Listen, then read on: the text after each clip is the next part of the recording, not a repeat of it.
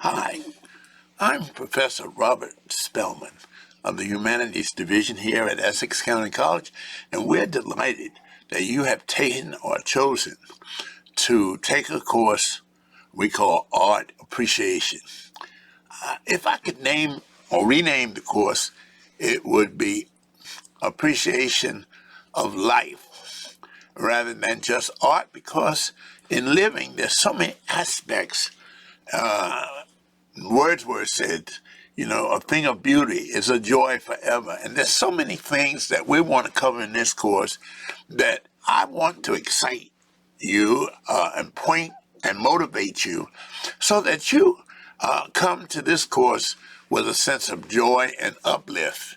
This is not a regular, we're going to memorize names and dates and things of that nature. But this is a course that we're going to discover some things about ourselves. And so we welcome you to this course, Art Appreciation. We have been around Essex County College for a long time, and as a senior professor and as a person who has been fortunate, I grew up in Newark, and as a poor boy, we didn't even know we were poor. My mother used to make the dessert on Sunday, and she would have Jello, and then she would have fruit cocktail, and it was the best dessert we thought we could have. We used to buy what is called day-old bread, and she'd take that and make it into bread pudding with raisins, and we just thought we were living. I went to Arts High School, and later on, we really got involved because at Arts High School, you focused in art or music. And then I went on to master's degree, PhD at New York University. But the thing you learn as more degrees you have, the more you learn, the more you find out you don't know. So it humbles you. It makes you always thirsty for new knowledge. So we welcome you to this course, in which you're taking in a way that is going to depend on you. I don't want this to be a precious course. I want this to be a course that points to certain objectives, lifting you up emotionally. I'm not talking about from a religious point of view, but what makes you happy? What are things that you like to do? What are things that you would like to do and can't do? And then what are things that are possible to do through photography and all kinds of new knowledge that we have now? We're going to find that I use the YouTube, and I use Google, and I use many travels that I've had. I've been very fortunate. I've been to Israel 31 times. Lived in Italy for 20 months, been to Africa many times, been to Egypt 9 times. So that not only will we just take this course as an appreciation for the artworks around the world, but we're going to look at culinary arts. We're going to look at the beauty of industrial art, even in the design of cars. We're going to take you to the Javits Center, to the car show, boat show, the art show that they have up on 59th Street. We're going to visit museums. We're going to visit places where art was created. We're going to visit the Metropolitan Museum of Art. And one of your first assignments will be to look at some museums and then write a 1-page or 2-page reaction. See, this course is going to have a lot of your reactions to artworks. I'm interested in what you think to build your, what we call aesthetic philosophy. Your aesthetic philosophy, what do you consider to be good and beautiful? What do you consider to be ugly and bad? That's part of your aesthetic philosophy. You don't like the way something tastes, it goes on, you don't buy it anymore. But if you like, you have a taste for things that you've been introduced to. And all of us basically have an aesthetic philosophy. There's your favorite cologne. There's your favorite color. There's your favorite car. There's your favorite articles that you like. Favorite type of house. Favorite type of furniture you like. And all these things add up to your personal aesthetic philosophy. So in this course, we're going to do that and increase the sharpness with which you look at things. We talk about visual perception. I'm going to even show you a little while later. I'm taking a course on visual literacy. It's an art all by itself. And I'm still taking courses. I subscribe to a group. You want to look at something exciting, just take a note and write it down and just explore. It's called The Great Courses, one word, right across, all caps, The Great Courses.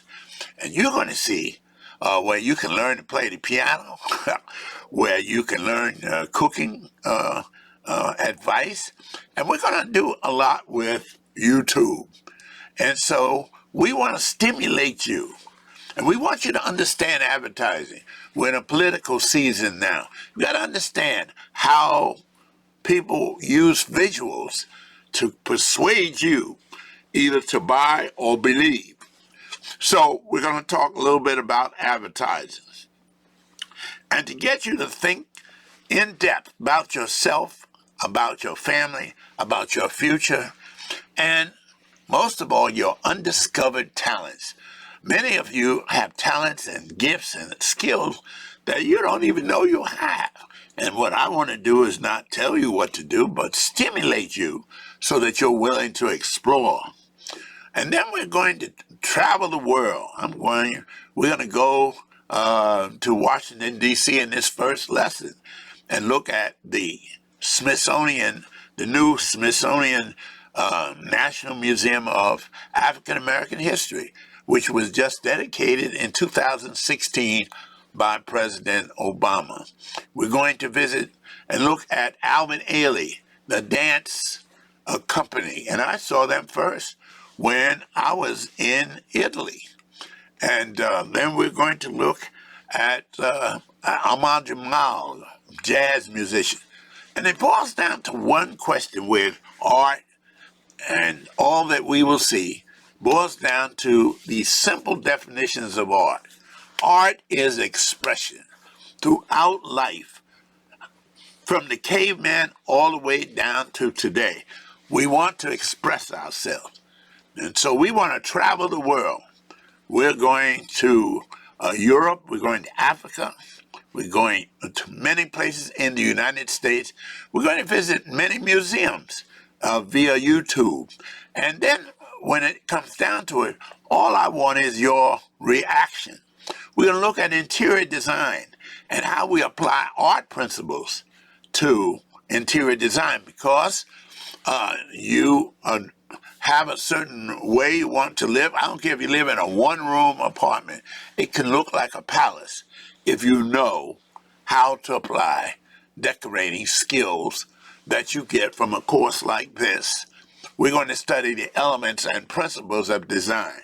And most of all, we want you to catch fire, and I'm assuming you're already on fire, to learn. We're living in one of the greatest periods of time for learning. We have the internet, we have Google, we have YouTube. There's more knowledge out there than at any time in the history of this world. So we're going to look at the visual arts.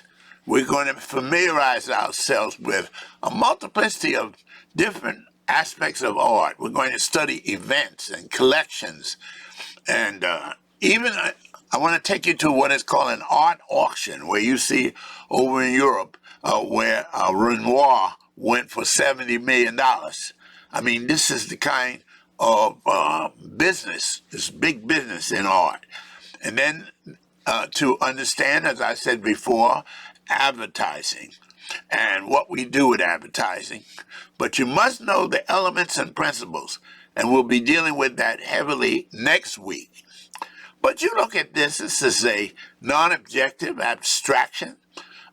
You can like it or dislike it, but it has a lot of power, a lot of emphasis on the vertical line, which indicates order. And here we take a circle, but look how many different ways we alter the circle, and yet we repeat the circle and the same size circle. So people are playing with your visual perception. So we want to explore some of these treasures around the world. We want to see the art exhibit in California for 2021. It's not just paint, it's a computer manipulating the image on a canvas. So it's moving all the time. This is the 21st century. We want to look at painting, sculpture, architecture, and computer-generated art. Photography is a big one. And we want to arouse your senses. Your senses, that's the vehicle through which you form your likes and your dislikes. What you taste, what you smell, what you see, what you hear, and what you feel. Most of it is through your eyes. And we want you to be familiar with a lot in this world. World museums, historical locations where art was created, and historical styles, difference in French Baroque versus modern versus Renaissance. And we want to look at a number of artists that you will know their work when you see it. We're going to travel the world using 4K photography. I want to take you to Venice. That's my city. I lived 30 miles from there. I used to go many times, just about once or twice a month into Venice from where I was living. Go to Florence, go to Rome. We're going to go to Lake Garda, Lago di Garda, Lago Como, Milan. And we're going to look at different arts as we move around this course. But I want to arouse your senses to a point where when you leave this course, you're going to be so hyped up in learning new things. And that's what we want to do. You'll be a student. I don't care if you live to be 105 years old. You will be a student the rest of your life. And I'm supposed to be an old man, but I feel like a 20-year-old man because of such excitement and things to learn. We want to study events. We just had a funeral of Queen Elizabeth. You probably won't see a funeral like that for the next 50 years. That's an event. Some events are good. 9/11 was a bad event. But we want to travel the world. Look at Notre Dame Cathedral in Paris, where they had a big fire, and now they're restoring it. And we want to make distinctions. You don't have to like either one of these paintings. Both of them are abstract.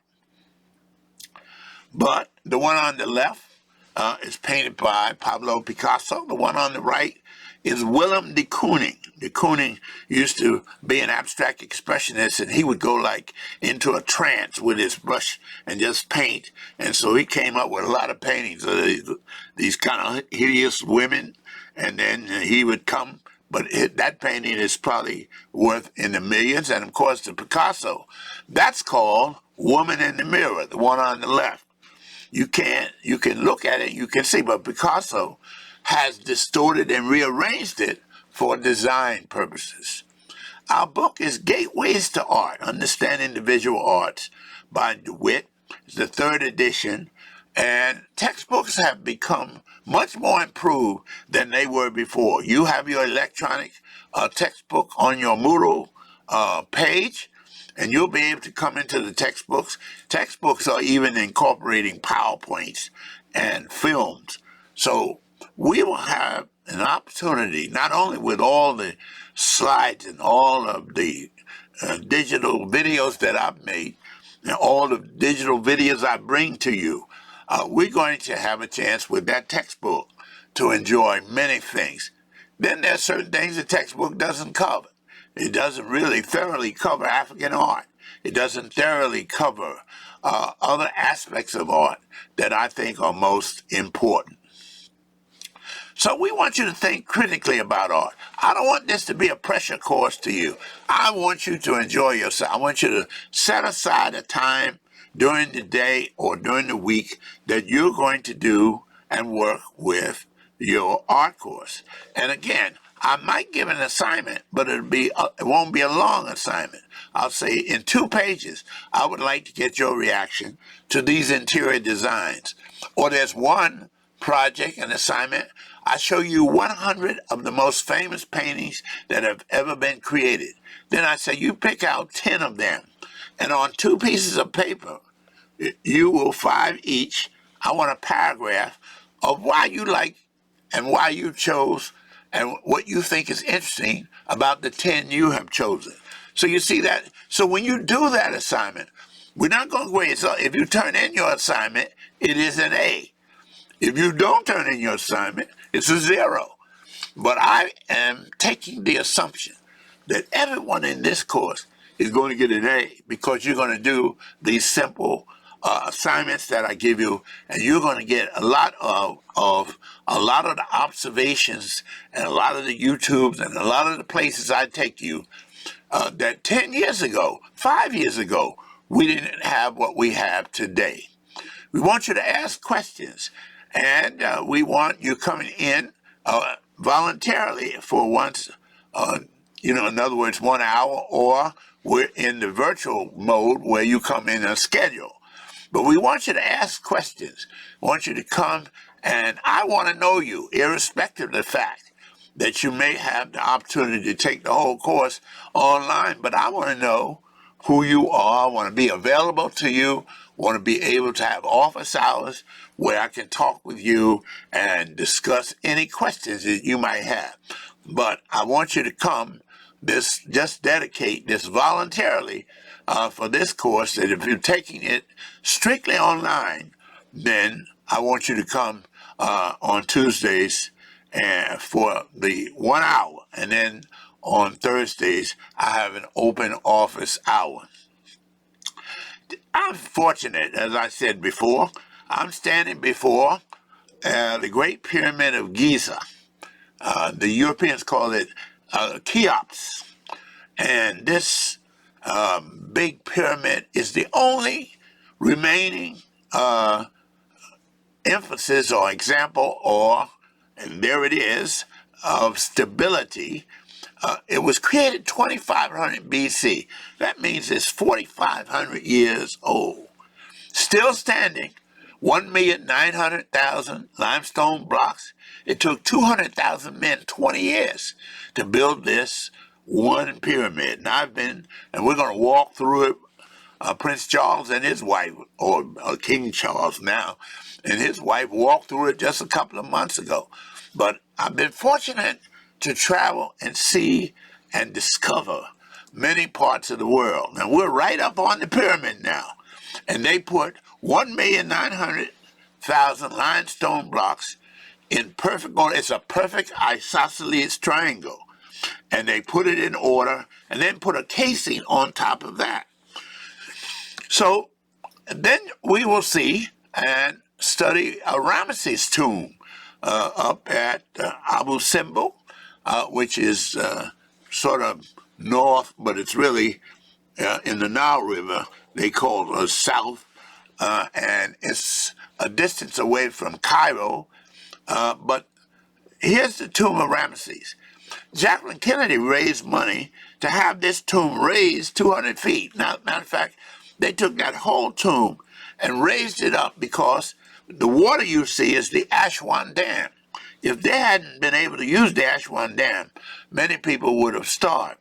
So it was either the artwork being underwater or the people having food. They did both, and they raised up this tomb to where we will visit it many times. We will see the mask and the Tutankhamun mask. That's all solid gold. Great. I call my students great ones. I call you great ones. So whenever I say that, I'm talking to you. You are great. Everybody's great. Everyone has great attributes that they may not have even discovered yet. And that's solid gold. And you ask, why did they wear eyeliner? But the sun was so bright that that line wasn't there for beauty as such. It was there to break the sunlight that would come on one's eyes.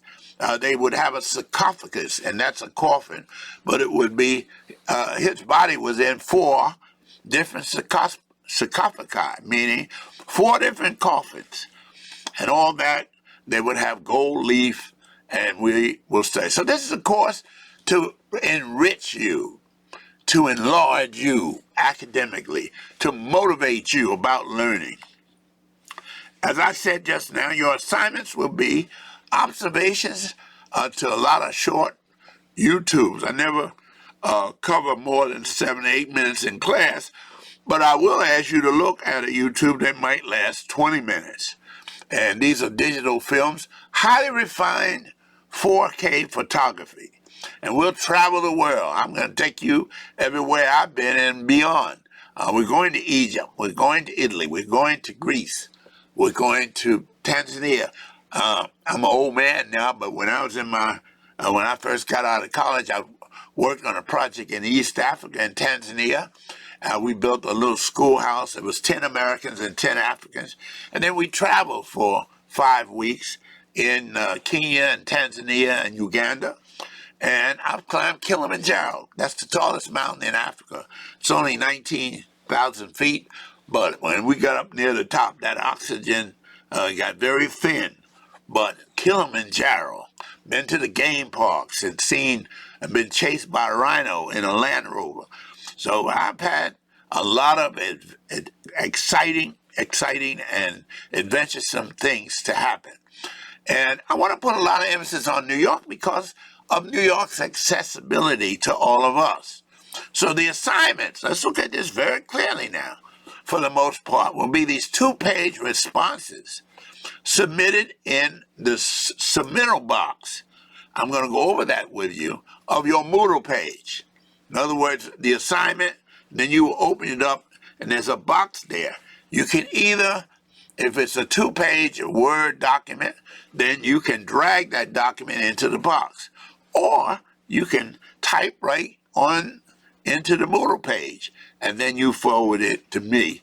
But I'm going to be looking, if I ask you to do something, I want you to do it well, and do it as a learning experience, not as an assignment that's to wear you down. So I'm interested in your judgment, your reactions, your opinions to places and museums and artists that we will study. And this course is designed, as I said before, to enlarge you. You should never study anything, students, without knowing what it is. So I want to make the definition of art very simplistic. Art, as I just told you before, is expression. Expression about what? About life and life's experiences. This has been the case from the cave times up until now. It is expression. And it's not just painting. It's not just sculpture. It's not just photography and architecture or computer graphics. You express yourself in interior design. You express yourself in the way you dress. You express yourself in the way you speak. You express yourself in the way you play a musical instrument. And we're going to see how that works. The second definition of art is that art is communication. You want to express, but express your ideas and thinking so that someone else sees it. You just don't paint for yourself. You just don't create for yourself. You want to share that. And we look at art as a communication process. We look at art as sort of like a historical record. A lot of people, they write books. The Gutenberg didn't invent the printing press until the 14th century. So we had manuscripts, we had animal skins. We're going to go to Israel. I'm going to take you to where the Dead Sea Scrolls are located. I'm going to take you to the Dead Sea. But you'll see writings on what we call papyrus paper. Well, the Egyptians gave us papyrus out of a plant that's grown up on the Nile. they put it together and they bang it together and it becomes paper. It's a record. But many records are in paintings. So when you look at the caves or you look at the tombs of many of the pharaohs, they've discovered, you see paintings all over the wall and also hieroglyphics, and you will see that. But it's not oral, but it's visual. And you will be able to look at it because it is a record written in hieroglyphics.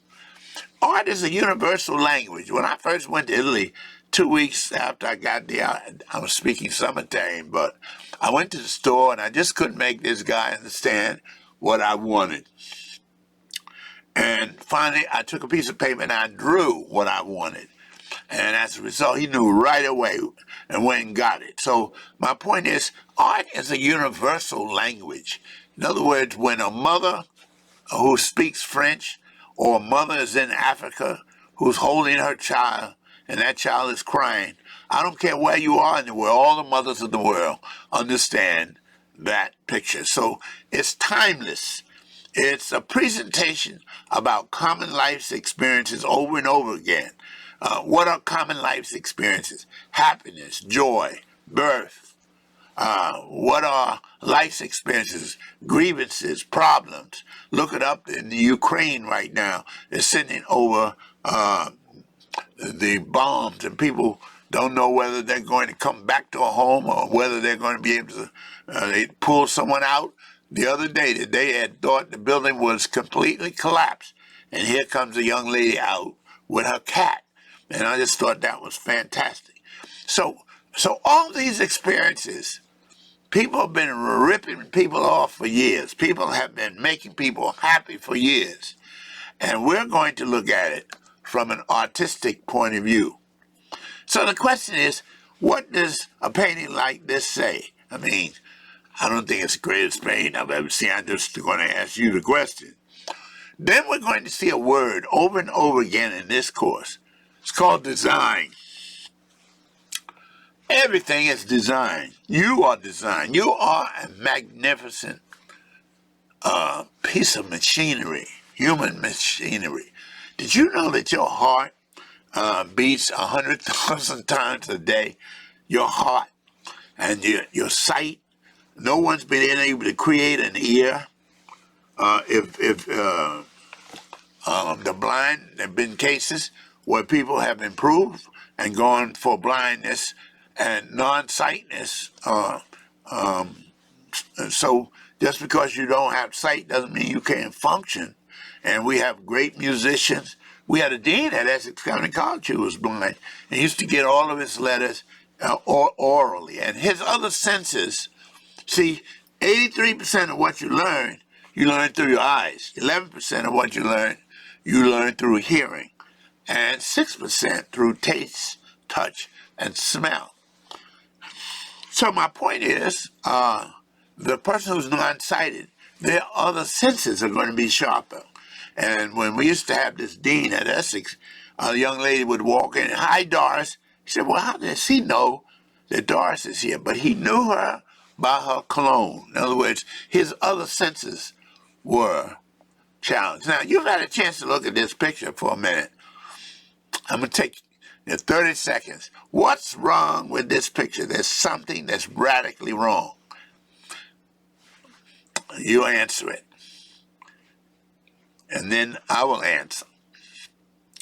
Beautiful car, but that shadow does not match the car. And that's what we talk about when we talk about perception in art. We want you to be perceptive, sharp, pick up on things that are there that some people just take for granted. What's wrong with this car? If it's in America, something's wrong. If it's in England, it's a different story. And so the key word, look at design. Everything's designed. That wheel is designed. That seat is designed. That window and its angle is designed. And a lot of things we just take for granted. So art is expression about what? About life, about life's experiences, about human emotions. And you're going to see many expressions that give physical form to things that we feel and we think and we imagine. So we learn, and we learn to like and dislike. We call it our aesthetics, but we learn through our senses. Taste, as I said, touch, smell, sight, and hearing. Look at that. 83% of what you learn through your eyes. And 11% of what you learn through hearing. Now, look at all the things around you. They say anything that can be seen can be advertised on. And I've seen advertisements on pens and banks. They have their name on there. You look in the sky, you can see skywriting sometime. And they're advertising some product, and they're letting it go through skywriting. So anything that can be seen, if there's a surface, it can be communicated, or there can be a design upon it or an advertisement. So design, and I want you to remember three words. Form follows function. Form follows function. It looks like what it has to do. A pair of rubber gloves has to cover your hands and protect your hands, maybe in hot water or maybe in something that's dangerous. But its form comes out with 5 fingers on one glove and 5 fingers on the other. The form, or what it has to do, dictates what it's going to look like. So it is in design, in the creative process. And that word pragmatism, well, it's really one for experimenting, discovering. Many artists will experiment with something until it works.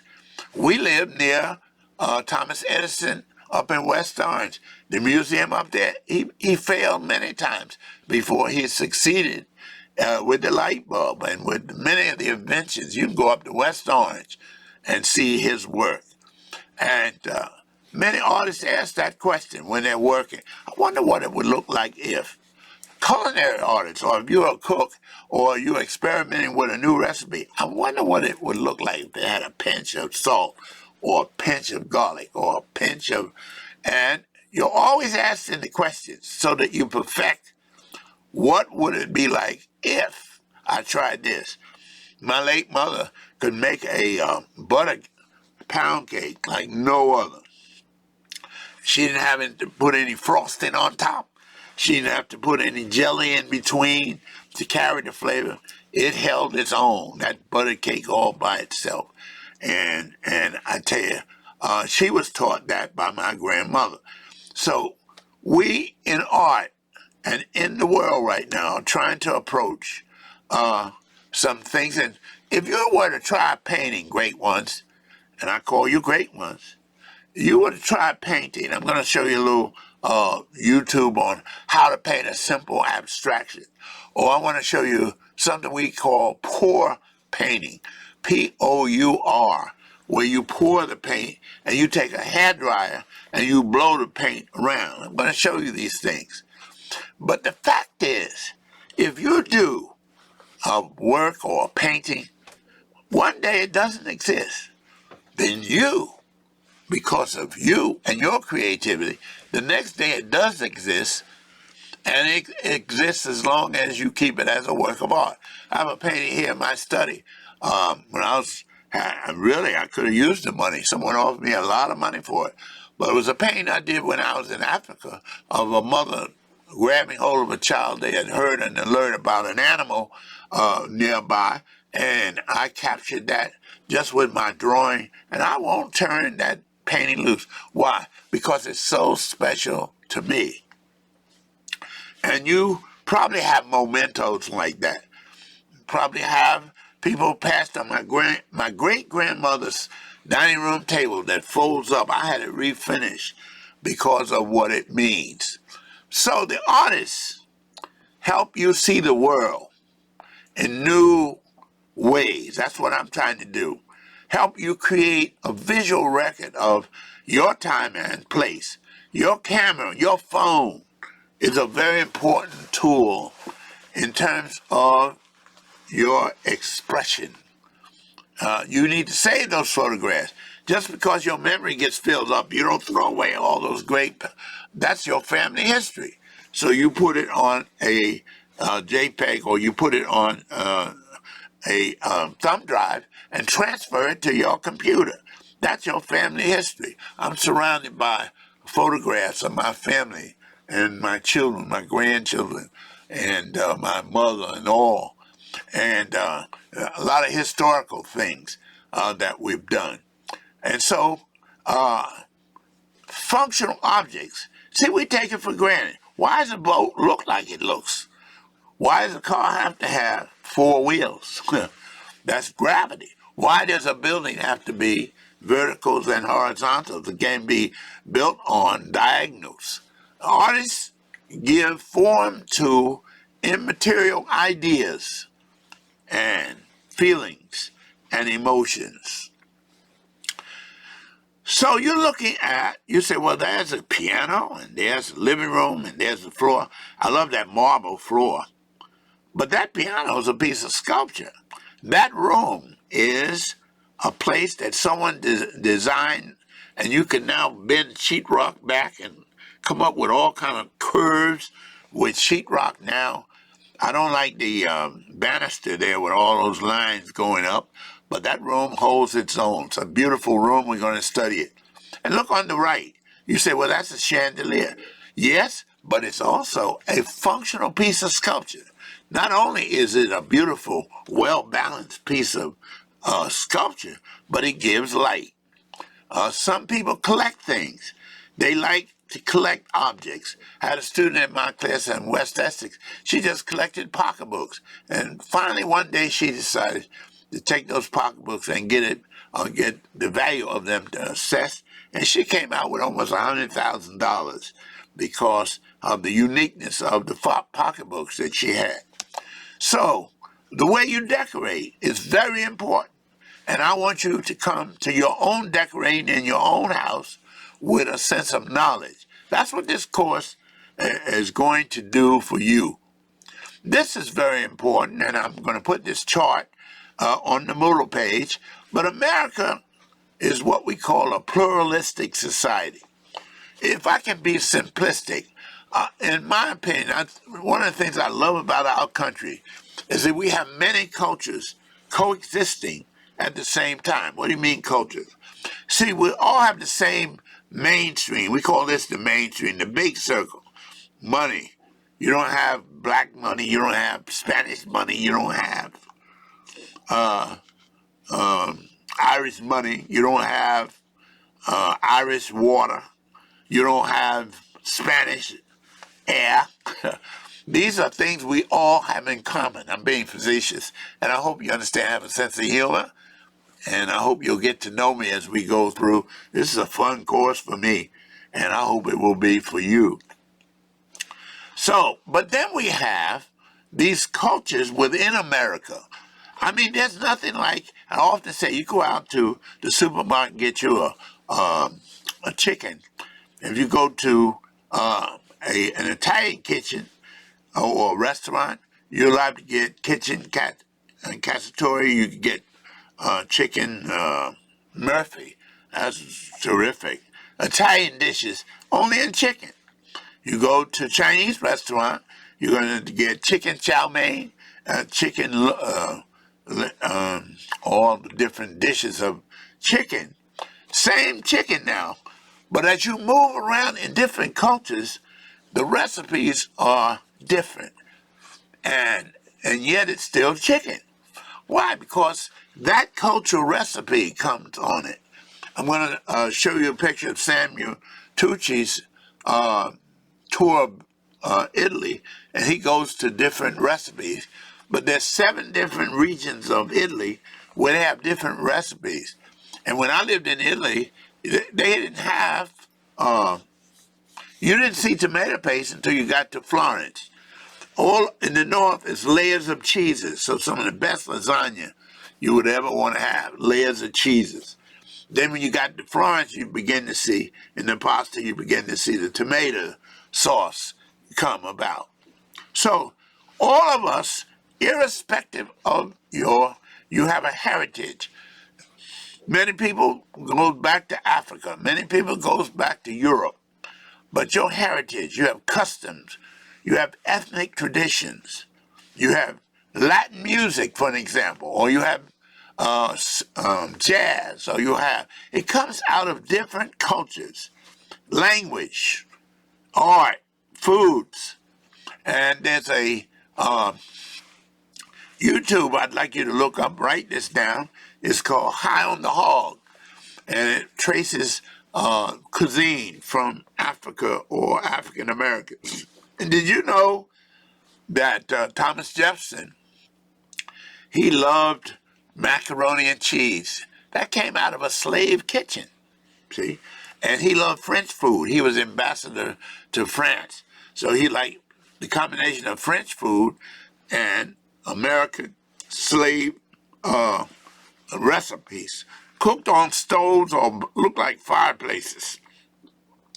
So art and food and music and expressions sometimes come from culture. We call it cultural pluralism. In other words, America is a diverse salad rather than a soup. What do you mean, Professor Spellman? A salad, if I blindfolded you and I gave you a piece of tomato, you would know. If I gave you a cucumber, you would know. If I gave you a pepper, you would know. If I gave you a hot pepper, you would know. So in other words, you have different flavors, and that's what we have in our country. Now, if I go and I make a soup and I boil some water and I put the same stuff in there, it's going to lose its identity and it becomes a soup. Well, people say there's only one culture, American culture. That's not true. America is rich with many different cultures. One tribe out west, that they fry bread, they fry sugar bread, and 80%, 85% of the tribe has diabetes because such a big part. They didn't know in certain parts of the world. In West Africa, I didn't understand cassava. And then in the West Indies, they have a lot of cassava. My wife likes collard greens. My wife was born, humble beginnings, but her father was a farmer, and they generated 9 children. And yet they would generate greens. So my wife mixes collard greens with cabbage, or she'll mix collard greens with broccoli. Boy, it's good. And it's good for you. So America, we call it cultural pluralism. So I want you to understand, what is art? What is aesthetics?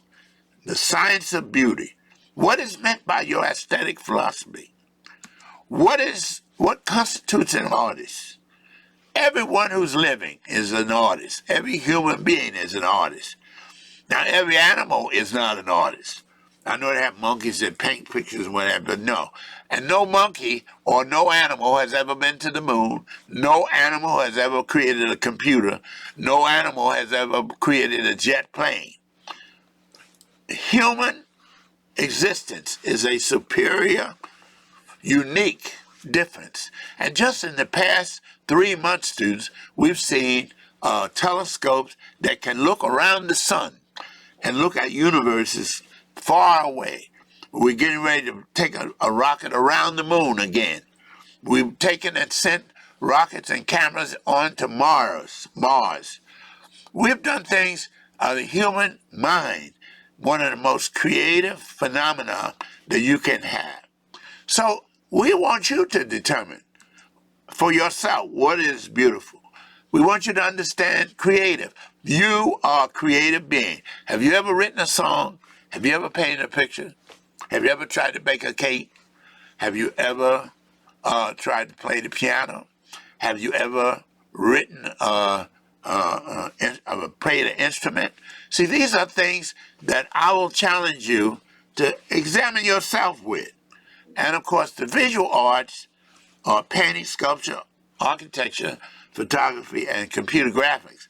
But there are many other arts. So when we look at a room like this, on the left, it's very rich. Look at that ceiling.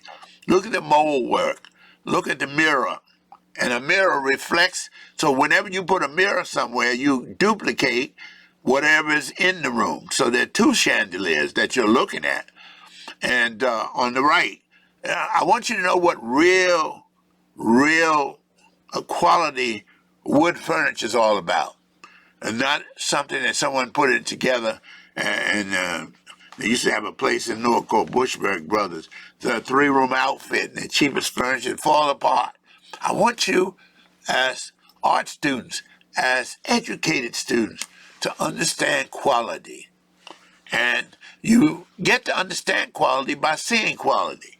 I want to get you used to looking at interiors, looking at the best that there is, looking at chandeliers and benches and interiors. I guess some of us, in my day, I'd love to slide down. If I was a young, slide down that banister, maybe end up on my face. But you come zooming down. I want you to understand something about perspective. What do you mean perspective? You know that road doesn't come to a point, but when you see, your eyes see, and it comes to a point.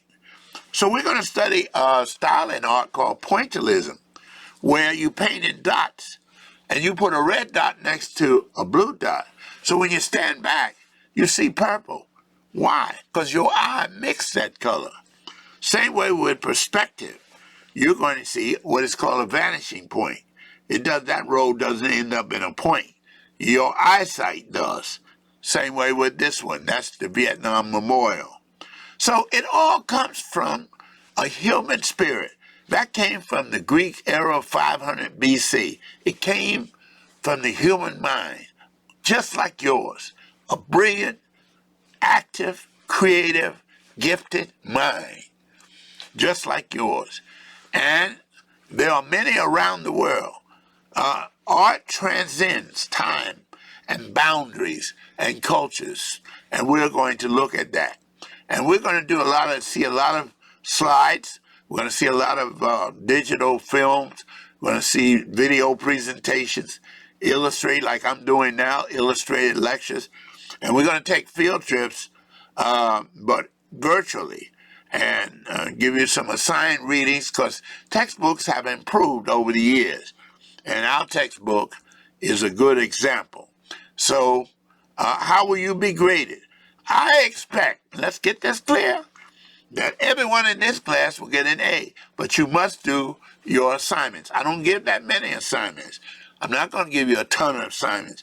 But if I say, do a 2-page reaction, or do a 1-page reaction to this collection or that collection, I expect you to type it up on your computer in a Word document, or type it right into the box there and forward it to me. And everyone who does their work in my class, they get A's. I want you to get an A. I want you to learn. I want you to be excited about learning. I want you to be excited about passing what you learned on to your children or your grandchildren or your relatives. I said 4 major exams. There are really 2. And you're going to be open book. It's going to be like open. This lecture here is going to be where you will look at. I used to grade the notebooks, but I won't do that this time. And if you want to, you can have a volunteer student project. You might want to create something during the semester. And I want you to have a creative experience. Paint a picture. Try pour painting. What is pour painting? P-O-U-R, where you pour paint out and then you move it around with a hairdryer. You create something. You create a poem. You create a short story. Now, don't do it. One student gave me something. Oh, Dr. Spellman, here is this one. I said, well, how come it says made in the Bahamas? See, they tried to pass it off that they had created it. But right on the bottom was the label, you know. So now when we look at this young lady, she's from Tanzania, in the South Africa region. She made that herself. She wove that necklace. She wove that headband. She had the lobes in her ear increased. She belongs to what we call a Maasai tribe. I lived with the Maasai one night. I mean, we stayed in mud huts, boy. And they would bring the goats in there in the mud huts because animals might come after them. But she did all that work herself.